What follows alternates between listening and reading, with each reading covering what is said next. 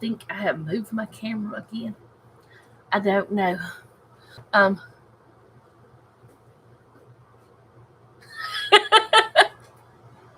I was just gonna say that Jeff may be coming in and out because he's at a bed because he didn't work yesterday, and he went to bed earlier, so he got up earlier today. Donna said hi. They can't hear you. I said hello. They can But hear you, but can't hear me.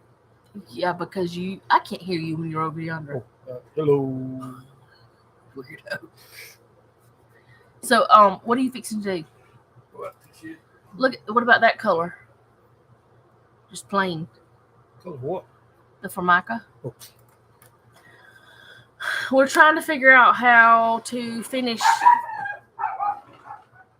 They scream every time somebody goes to the, or she screams every time someone comes to the door, or goes to the back door and starts to go out it. If we start to open the door, she starts barking. Anyway, we've got one more thing we've got to finish in the kitchen, other than we've got to caulk a little bit and paint the stove hood and touch up paint. And then we'll be, well, and floors, which we've got to figure out what floor to get because, wow, my hair is wild today. It is humid too. But, because the kitchen, dining room, and living room, all of this is connected. It's all one big room. So it has to work with all of it, which makes it a little difficult to pick flooring. Because there's that color wood and there's another color wood in there that's built in, it's part of the house. It's not like a piece of furniture, it's part of it. So yeah, we got to figure out something. Anyways, and plus the cabinets are just white. So last week we talked about Matthew 19 and talked about the different things that Jesus taught there about marriage and divorce and children and how important they are and what it takes to be saved and things like that. I also wanted to remind y'all to keep Calvin and Marie in your prayers. They've been on my mind a lot. And I think one of the reasons why is because my daddy actually had esophageal cancer, which his had, by the time that they caught it, he had been going to the doctor for over a year, and they kept saying it was his sinuses that was causing him problems, causing his, throat to hurt and his chest to hurt and all this stuff. Well, by the time that they caught it, it was so far gone, it was in his lungs and things that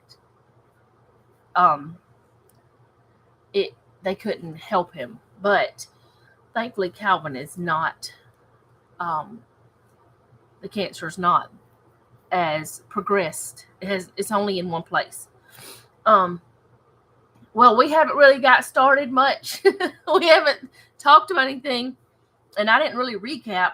I just said what we talked about last time, but I cannot remember which one of you wanted to talk about Ruth, because I didn't write your name down, but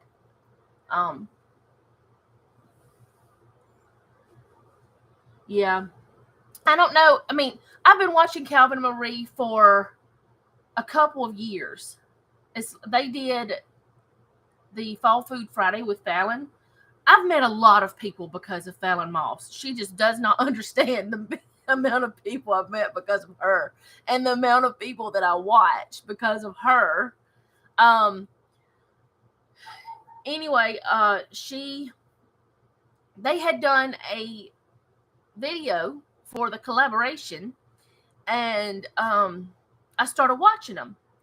I know it's got to be 2 years ago, but anyway, I started watching them, and they're so nice, and they're just, just kind of just fell in love with them, that kind of thing where you feel like you know them, but you don't know them. People have told me that about me, that they feel like they know me, but they've never met me just because of my videos. But yeah, they talk about their family and things. And because of that, I feel differently about them, I guess, than I would a stranger, even though technically they're strangers, because we haven't actually met. I don't know. Anyways, it's that kind of thing. They either way, they need our prayers. I mean, we don't need them. I mean, they appreciate our prayers. But and like I said, Jeff may be walking in and out because he is at home and he is awake. And thankfully, this is the last week on this shift. We hate this shift. Everybody in this house hates this shift that he's on right now. We wish it was not something that happened at all, because we really don't see him much whenever he's on it. But anyway, I can't remember which one of you wanted to talk about Ruth or mention talking about Ruth, but I've been studying it, and I was actually going to do split it into 2 parts and do Ruth 1 and 2 today, and then 3 and 4 maybe next week. But then whenever I started looking at it and everything, it may take us longer. I don't know. We'll see. I started reading about things that I had never fully understood, even though it's in the Bible. I understood it, but I didn't. I'll put it this way. I never really tried to fully understand it because it did not apply to us today. But if we understand it, we can possibly understand the situation that Ruth was in and the situation Naomi was in a little bit more, that kind of thing. And so anyway, let's get started. I'm going to just read some until I feel like I need to stop and talk, I guess, is what I'm going to do today. And I'm going to start in Ruth 1, and I'll say wherever I stop. So, now it came to pass in the days when the judges ruled that there was a famine in the land, and a certain man of Bethlehem, Judah, which some parts of the Bible say Judea is the way I would say it. I may not be saying it right, though. But Bethlehem, Judah, went to sojourn in the country of Moab, he and his wife and his 2 sons. And the name of the man was Elimelech, and the name of his wife was Naomi. The name of his 2 sons were Mahlon and Chilion. I think I'm saying it right. I don't know. Y'all know I don't know everything. Ephrathites of Bethlehem, Judah, and they came into the country of Moab and continued there. The reason why that they left Bethlehem, Judah, I want to say Judea every time. So if I mix it, Max, we know it's the same place from what I understand. That is David's place. That is where David ruled. That is the city that King David was. When King David was there, it was full. There was plenty. And there was nothing wanted there. They didn't need anything. But at the time that this happened, there was famine. So Bethlehem, Judah was empty. And I want to bring that out because of something else that I'm going to talk about later. And that's the whole reason I wanted to talk about that part. About the city was empty, the place was empty. And Elimelech, that was verse 1 and 2. Now I'm going on to 3. And Elimelech, Naomi's husband, died, and she was left with her 2 sons. So Elimelech died. They don't say why. They don't say how. They don't say if he was old, if he got killed somehow, or if he was sick. They don't say anything. They just say he died. He just died. So she just lost her husband, which is a very big thing in anybody's culture most of the time. But back then, it meant a lot more in some ways. And I'll get into that more soon. And they took, this is verse 4, and they took them wives of women of Moab. The name of one was Orpah, and the name of the other Ruth, and they dwelled there about 10 years. All right, so I want to talk a little bit about, not much because I don't have many notes about it, but there was, most of the time, the Israel people did not marry Moabites, or Ephrathites did not marry Moabites. There was no law against them marrying. There was nothing saying they couldn't get married, but if they got married, if an Ephrathite man married a Moabite woman, that man and 10 generations of his sons could not, they were not allowed to enter into the congregation of the Lord. I'm reading my notes. So him and up to 10 generations. You think about how many generations, how many years that takes for one generation, okay? Let's just say Jeff, his dad is one generation. Then him.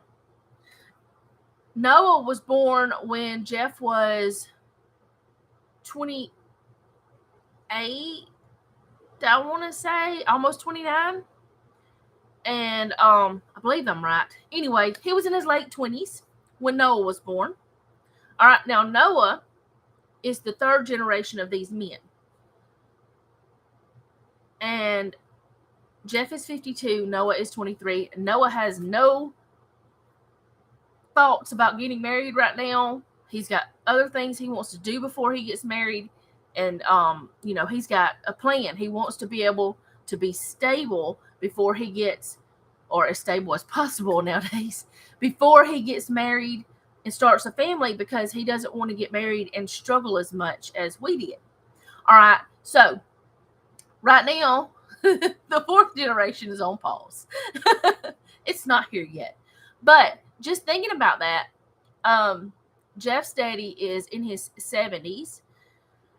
And then Jeff is 52. That's a long amount of time before the fourth generation comes. The fourth generation, like, when it gets here in the next several years, however many it takes, the fifth is going to be like 100 years. You know what I'm saying? So that's a lot of years between each generation. Now, I know that a lot of times back in this time, people got married a lot younger. They didn't think about things the same way because, honestly, they didn't have to. You were born into your job, pretty much. You were born into what you were doing for a living, and so you didn't have to worry about that. Life, it was harder in a lot of ways, but it was easier in a lot of ways too, because we didn't have the Industrial Revolution where we're trying to do all these things. So if we were going by today's standards, for the 10th generation to get there, it might take a couple hundred years of these people not being able to go into the congregation of the Lord.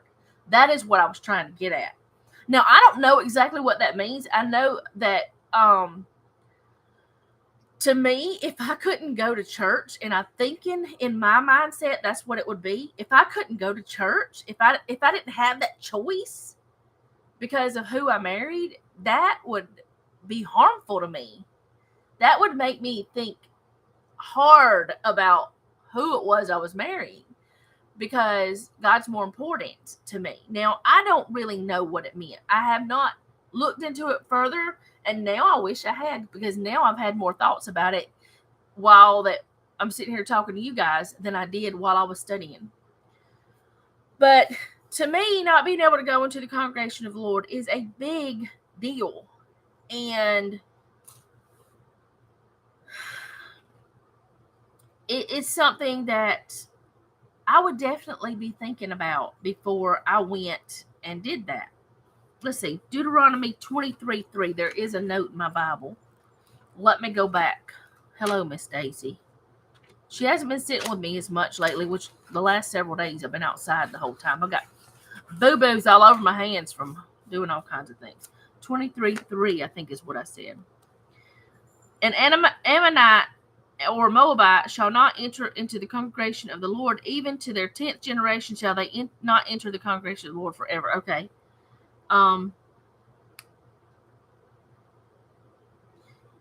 10 is, this note says perhaps forever, since 10 is symbolic of completeness or finality. In verse 6, the equivalent expression is all of thy days forever. So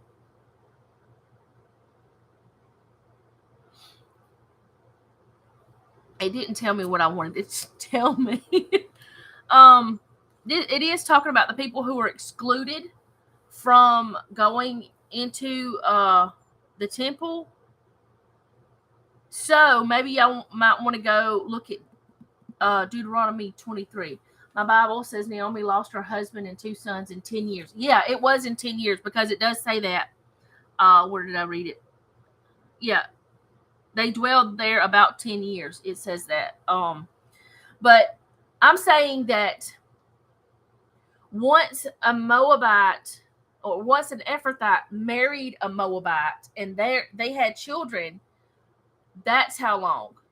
I'm not talking about just how long Naomi lived there, because Naomi and her husband, they were from Israel. They went to Moab.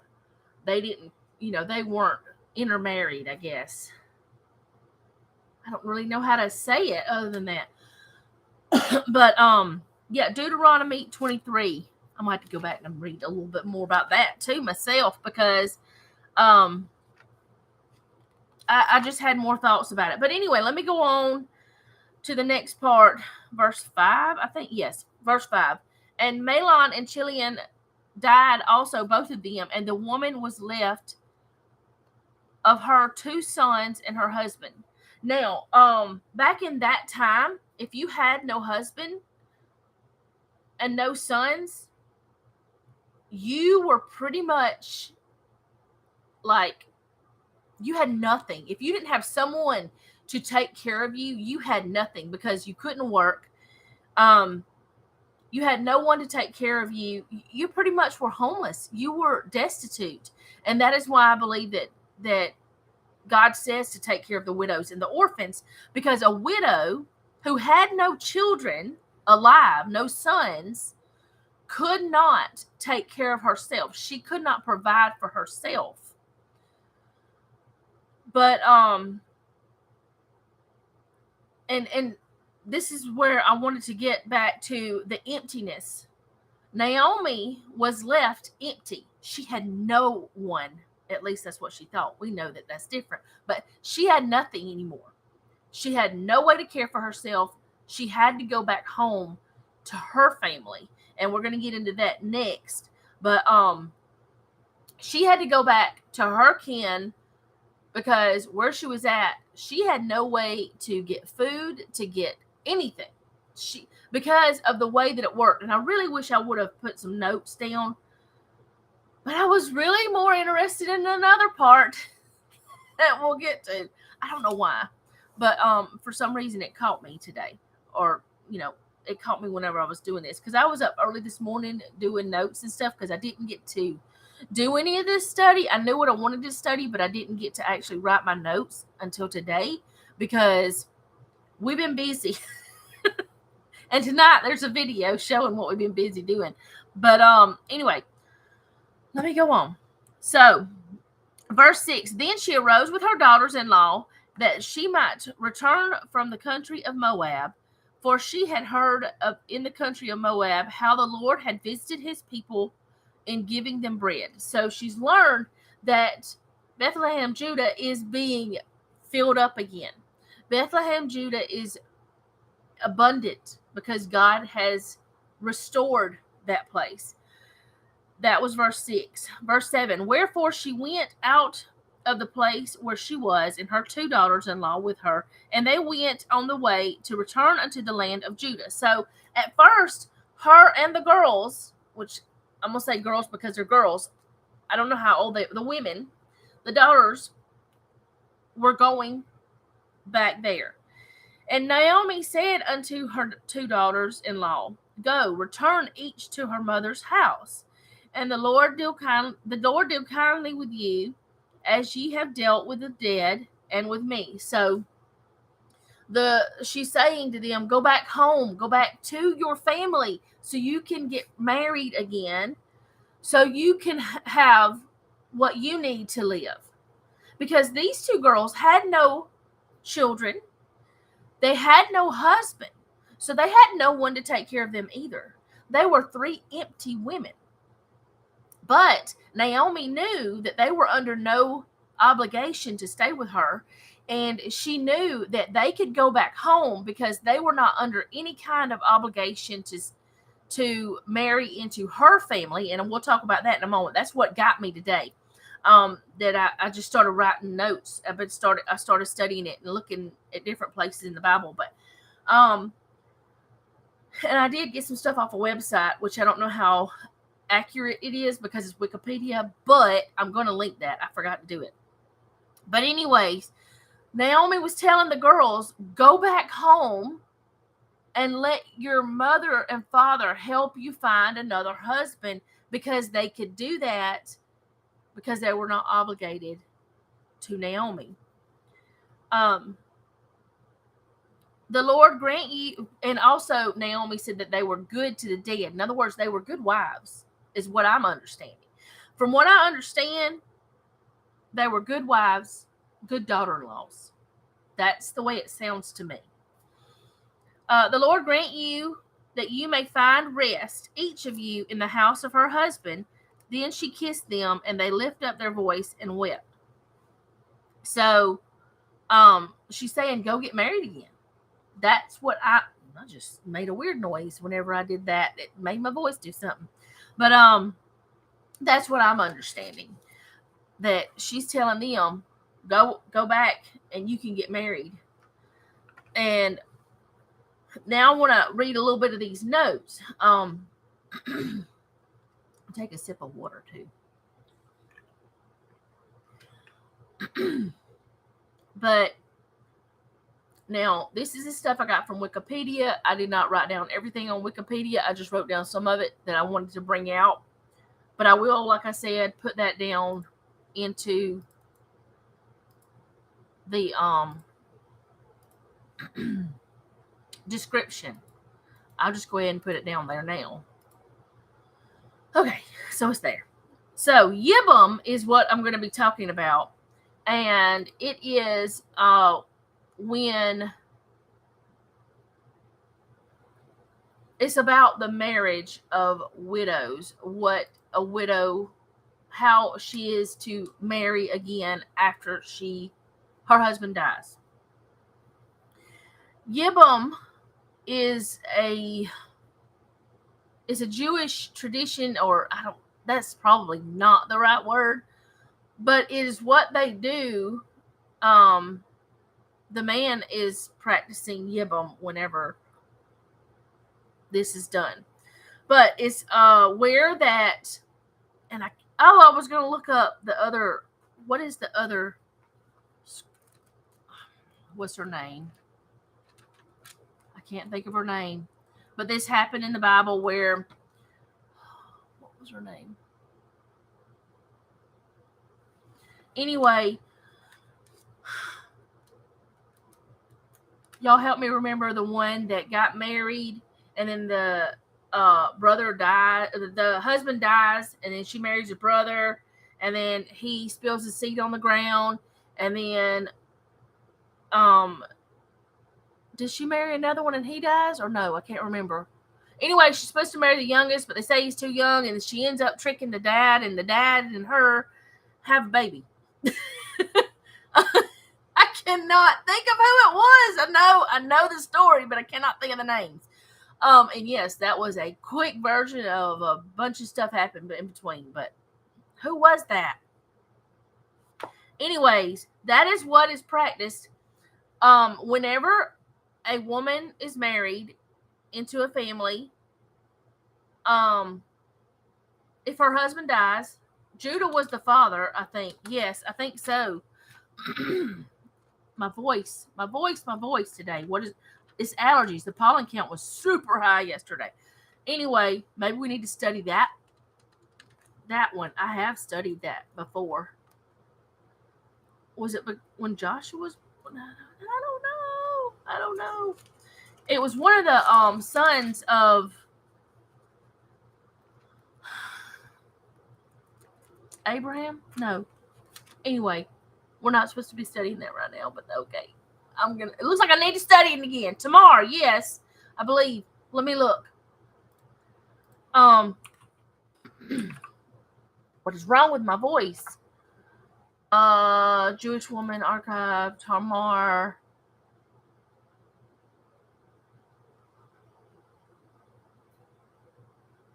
Yes.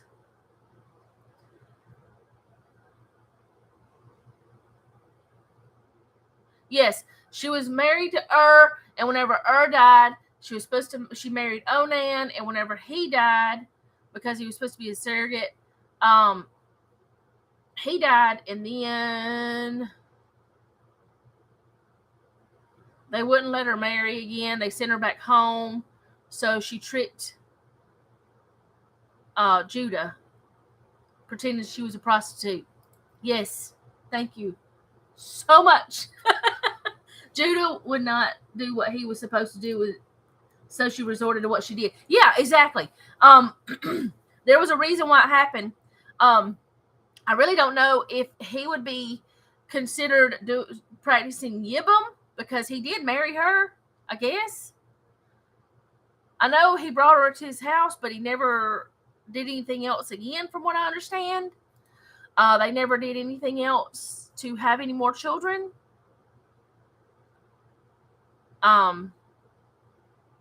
But she did have twins. But anyways, yes, that is what was happening during that situation. It was Yibum, which is the Jewish word for it. Okay, and only brothers that share a common father are considered brothers. I never knew that. It's really odd to me, because I have several siblings. I have 3 younger sisters and an older brother. We don't have the same daddy. I consider them my siblings. I don't consider them half siblings. I consider them my siblings, my brother and my sisters. But in this way, it was, and I don't know if it's only the boys because it says brothers, or if they're just talking about brothers because only brothers can marry a woman. You know what I'm saying? I don't know the reason why that Yibum is, the explanation of this is this way. But anyway, only brothers that share a common father are considered brothers. For Yibum to apply, all of these conditions must be met. 1, the brothers share a common father. 2, the dead brother have no surviving children at the time of his death. So if he had children and they were still alive, the woman does not marry the brother. It is not a requirement for one of the deceased brothers to marry her. The brother performing Yibum was born before his brother's death. So in this case, Naomi says, well, she hasn't said it yet, but she will. I can't have any more babies. I can't give you husbands. That's why she's sending them away, because they can't marry anyone else. But anyway, so she has nobody else for them to marry. The dead brother have no surviving children. Okay. The brother performing the Yibum was born before his brother's death. Okay. The brother performing the Yibum is not forbidden, other than by her marriage to the dead brother, to many as of his dead brother's widows, to marry any of his dead brother's widows. If any of them is his daughter, Yibum does not apply to him at all. I don't understand this part. That part tripped me up. But if y'all want to read on there, it's number 4 on the Wikipedia. But the brother performing Yibum is not forbidden. other than by her marriage to the dead brother, to marry any of his dead brother's widows. So I don't know what that means. I guess it means he can marry any of his dead brother's widows. So if he has more than one widow, oh yes, I got it. I just got it. It just hit me. Back then, they would marry multiple women. So if the dead brother had multiple wives, the brother performing Yibum could marry whichever one of them he wanted, and it was considered the right thing to do.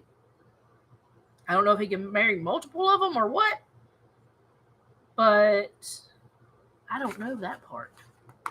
But, and plus, I don't know how that all works either. The brother performing Yibum is physically capable of fathering a child. If the brother was not physically capable of fathering a child, he could not marry the widow. The widow is or was physically capable of having children. So if she can't have children, like if she physically cannot have children, like if she has past that age, she's gone through menopause, she can't have babies anymore, there's no Yibum to be performed. And another thing that gets me about this is the widow is forbidden to remarry until Yibum has been performed. So if a surviving brother is a child, she has to wait for him to grow up. So let's just say you're 25 or 20, whatever. Say you're 20 and you get married and your husband dies a year later. You don't have a child with him. And his little brother's 10. You got to wait until that little brother is of age to marry before you can actually be released or before you can actually marry him with the way this tradition was. It's really creepy to me. To me it is. Okay, so it says only one brother may perform the Yibum. So if there's more than one brother, then the only one of them does it. The oldest brother is given a preference. But if he refuses, any brother can perform Yibum. And if the brother performs Yibum out of turn, it is nevertheless valid. So even if he does it out of turn, it's still valid. So Deuteronomy 25, 5 through 10 talks about, what am I doing? I have it marked. If I can turn my pages. If a brother was an infant by the time he grew up, the woman may not be able to have kids. Exactly. And the thing is, here's the thing that gets me. Okay, she the only reason this is supposed to happen is because she has no children. Okay, and she has no husband, she has no children. So for 20 years, 15 years, whatever years that she's waiting, she may go through menopause and not even be able to have a child. So she's left destitute. That's what my mind goes to. It's like, wait a minute, why couldn't she go out and marry somebody else? Why can't she just be released by the family? I don't, this really confuses me, because I'm not sure, but I do believe this is still happening with some Jewish, I don't know if it really does, but I believe, like, I want to say there is a Jewish sect that still follows this law, these rules. But I'm not positive. I don't know if they do all of the rules, but I know they do some of them. But yeah, she may not be able to have kids, and she's left destitute with nothing. She never did get to experience having a child because she had to wait her whole childbearing years. And it's truly sad to me. It's truly sad that she loses her husband, and then she loses the ability to even try to have another relationship and have children. You know, it's really sad. Deuteronomy 25, 5 through 10 says, if brethren dwell dwell together, let me start that over. If brethren dwell together and one of them die and have no child, the wife of the dead shall not marry without unto a stranger. So in other words, she can't marry someone else. Her husband's brother shall go in unto her and take her to him to wife and perform the duty of husband's brother unto her. And it shall be, and something else that I understand, that first child is not even considered to be the one that married her. It's not his child, it's his brother's child is the way it's considered. Even though biologically it's his kid, in their terms, it's not his, it's his dead brother's. That's the way I understand it. I could be wrong. Where am I at? Okay, verse 6. And it shall be that the firstborn which she bears shall succeed in the name of his... That's what I just said. Okay, in the name of his... I get ahead of myself all the time, y'all. Where was I at? Which is dead, and his name shall not be put out in Israel. In other words, his brother's name carries on. That's the whole point of it. And if a man like not to take his brother's wife, then let his brother's wife go up to the gate unto the elders and say, my husband's brother refuseth to raise up unto... Oh, she does have an out if they say no. But I don't know about the other. Unto his brother a name in Israel, and he will not perform the duty of my husband's brother. Then the elders in the city shall call him and speak unto him, and if he stand to it and say, I like not to take her, then shall his brother's wife come unto him in the presence of the elders and loose his shoe from off his foot and spit in his face, and shall answer and say, so shall it be done unto that man that will not build up his brother's house, and his name shall be called in Israel the house of him that hath his shoe loosed. So the brother who will not perform the yibum is shamed in front of the whole place by the woman because the elders say so. Because he refused. That's what the Bible says. That's what I get from it. Y'all let me know what you get from it. Okay. So now I'm going to go ahead and go on back to Ruth. And verse 10. And then they said unto her, surely we will return with thee unto thy people. And Naomi said, turn again, my daughters. Why will you go with me? Are there yet any more sons in my womb, that they may be your husbands? Turn again, my daughters, go your way, for I am too old to have a husband. If I should say I have hope, if I should have a husband also tonight, and should also bear sons, would ye tarry for them till they were grown? Would ye stay for them from having husbands? Nay, my daughters, for it grieveth me much for your sakes that the hand of the Lord is gone out against me. So Naomi thinks that the Lord is against her. Remember, she's an empty woman. Her husband's dead, her children are dead, and she's trying to release her daughters. The way that this story sounds to me is she loved these girls enough to let them go. She loved them enough to free them so that they could have husbands, so they could have what she didn't have. And that's one thing that really, most of the time people really, really focus on Ruth. And yes, it's very important about Ruth. But Ruth, this is not just Ruth's story. It's Naomi's story too. But let me go on. And they lifted up their voice and wept again. And Orpah kissed her mother-in-law, and Ruth clave unto her. And she said, behold, thy sister-in-law is gone back unto her people and unto her gods. Return thou after thy sister-in-law. So Orpah kissed her and left. She went ahead and did what Naomi said. And Ruth said, entreat me not to leave thee, or to return from following after thee. For whither thou goest, I will go, and where thou lodgest, I will lodge. Thy people shall be my people, and thy God my God. So she's giving up her whole entire family, her whole entire life. She's even giving up her false gods. Because I feel like Naomi knows that, I mean, Ruth knows Naomi has something far better than what she had, even though Naomi doesn't see it. That's my little thought about it. I could be wrong. We always, with I always with these things try to figure out. I wonder what was going through her mind. I wonder if she knew. That kind of. That was in our wedding vows. Oh wow, that's beautiful. Um, ours were in a courthouse with just me and Jeff. I really wish we'd have done it differently.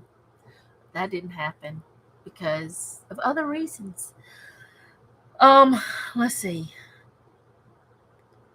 Verse 17. Where thou diest will I die, and there will I be buried. The Lord do so to me, and more also, if aught but death part thee and me. So she's saying, I don't want to leave you at all because I love you that much. She loved her mother-in-law that much. That's the kind of relationship you want with your mother-in-law. Not everybody has it. When she saw that she was steadfastly minded to go with her, then she left speaking unto her. So they two went until they came to Bethlehem. And it came to pass when they were come to Bethlehem that all the city was moved about them, and they said, Is this Naomi?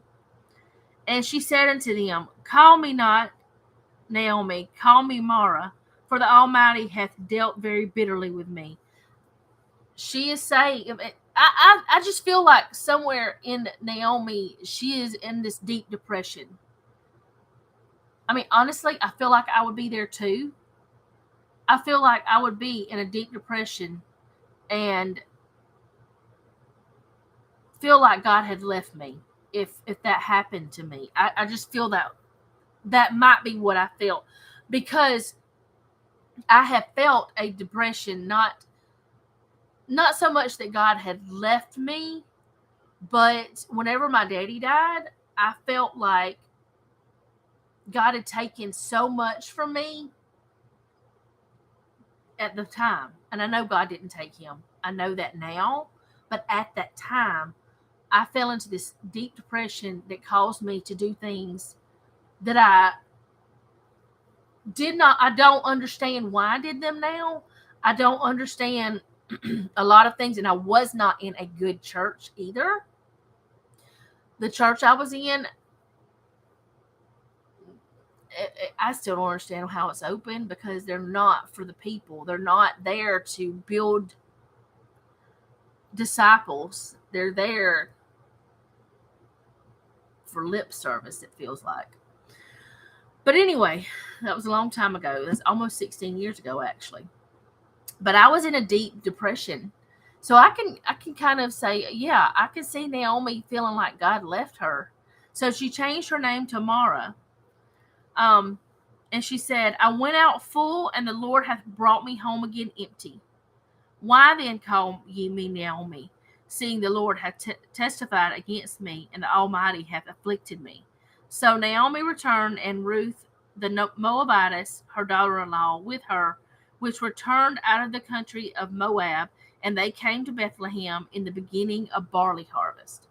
So they're coming in the beginning of harvest, and I kind of don't want to go on because what is she doing? Because the thing I wanted to focus on today was the emptiness that Naomi felt, but still how Ruth couldn't leave her.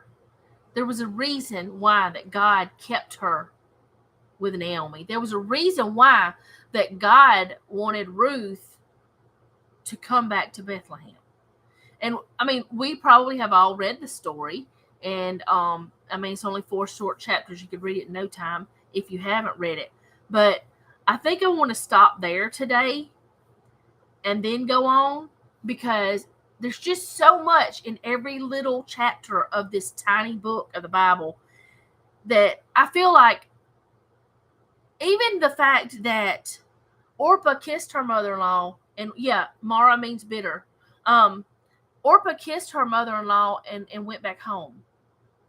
Orpah wasn't supposed to go to Bethlehem. But Ruth, she clave to her. She held on to her. And she asked her to let her go with her. And she forsook all. And that, to me, is what we're supposed to do. We're supposed to cleave to God and not forsake Him. We're supposed to forsake everything else. And I feel like if we stop here, it's a good stopping point. Yeah, Naomi means pleasant. And Naomi was bitter. And I can understand why she would be bitter. I would be bitter if my husband and children were taken from me, if they died. I would be bitter. I know that. I was bitter after my daddy died. I have been bitter after several different deaths that have happened. 2 more than others, but I have been bitter. I have felt empty and alone, even though I wasn't. And I think that God kept Ruth with Naomi, maybe to keep her from doing something stupid, maybe to keep her, to let her know somebody did care for her. Somebody was there and she wasn't alone. But like I said, I think that just the first chapter has so much. It's just 22 verses and there's so much there that we can learn more about the things. But Ruth was loyal. She was selfless. She was what we're supposed to be to God. We are supposed to be loyal to God. We are supposed to be selfless. And I just feel like that it's a lot. Yeah, Orpah, yeah. I feel like part of me feels like that if these girls were not good wives, that Naomi wouldn't have tried to help them. I feel like that. And she also did say that they were good to the dead. So they were good to their husbands. And it makes me wonder how long they were married because neither one of them had children. Because if they had had children, then it would have been different. And the way that the families are, like the way that they were back then, how that they took care of each other, it was different than what it is now. It was actually a very beautiful thing because the women could feel comfortable knowing they were cared for, and they all had their own jobs. Like the Proverbs 31 woman, she went out and she did all these things. I don't feel like that women were just sitting around doing nothing. I agree with you 100%. She was a wonderful woman. Yeah. I just feel like that there's so much that we can learn, not just from Ruth though, because Naomi was a huge part in all of this. And people don't point that out very much. Whenever I've ever heard any teachings on it, they didn't point that out. They didn't talk about that. And actually, most of the time, whenever they talk about Ruth, they're talking about Boaz, which he is super important too. And we'll get to that too. But I think I want to stop there, and then we can start back with chapter 2. And we may go ahead with more next week. But there was just so much about the way that marriages had to be, like whenever there was a death. And it surprised me. I didn't ever understand that to the point that I do now. I just thought, oh, well, that's just how they did things. But no, there was actual rules for every single part of life. We don't have rules now. We don't have rules for every part of our life. And the rules that we do have, people don't, they're not, they're different everywhere. Everybody has their own set of rules. And yes, they did have their own set of rules in different places. But it's like this world has gotten crazy because there are no set guidelines. That's the way it feels to me anyway. But yeah, I want to pick back up with chapter 2 next week. I did enjoy studying this in a different way, and I did use that Wikipedia because I wanted to know what that was. But otherwise, I just used my Bible. I didn't use anything else this week.